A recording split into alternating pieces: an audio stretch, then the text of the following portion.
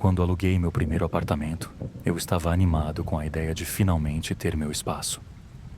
O prédio era antigo, mas charmoso, localizado em uma área tranquila da cidade. Os corredores tinham um cheiro de madeira envelhecida e verniz, e as portas pintadas de verde musgo pareciam conter décadas de histórias. O meu apartamento era o 16A, no final de um corredor pouco iluminado. Havia apenas um vizinho naquele andar, no 16B, mas por semanas eu não o vi. De vez em quando, ouvia sons baixos vindo do outro lado da parede. Passos arrastados, algo que parecia uma cadeira sendo arrastada, e à noite eu ouvia vozes. Achei que fosse apenas uma pessoa reservada, talvez um idoso vivendo sozinho. Até que um dia decidi me apresentar. Bati na porta do 16B com um bolo caseiro que havia feito. Esperei alguns minutos até ouvir os passos lentos do outro lado. A porta se abriu apenas o suficiente para revelar uma fresta, e vi um olho cinzento e fundo me observando. "Posso ajudar?" A voz rouca perguntou. Apresentei-me e ofereci o bolo. O homem, que parecia estar na casa dos 70 anos, com cabelos despenteado e uma barba longa e rala, aceitou o bolo sem abrir mais a porta. Ele não se apresentou, apenas disse um "obrigado", antes de fechá-la rapidamente. Naquele momento, senti uma leve inquietação. Algo na maneira como ele me olhava parecia errado. Algumas semanas se passaram e os sons no apartamento ao lado ficaram mais frequentes. No início, eram apenas passos e o ocasional arrastar de móveis, mas logo comecei a ouvir algo diferente.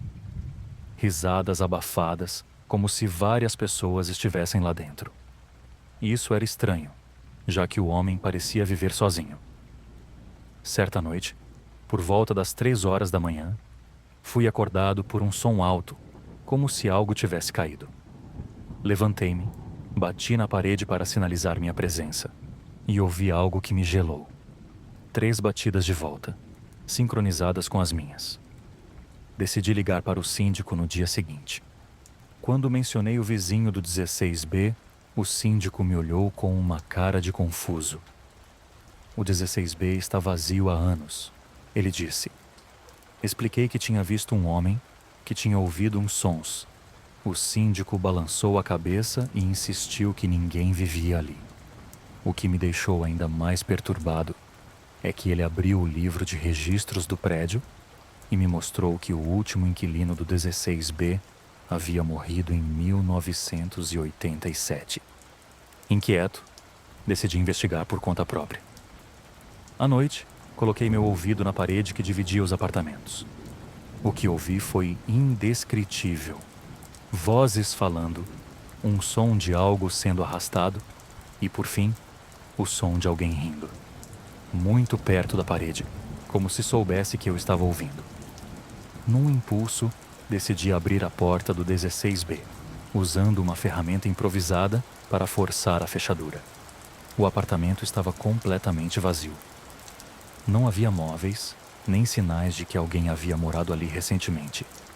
Mas no chão, no centro da sala, havia marcas, círculos e símbolos desenhados com algo que parecia ser carvão. Em uma das paredes, havia uma série de fotos.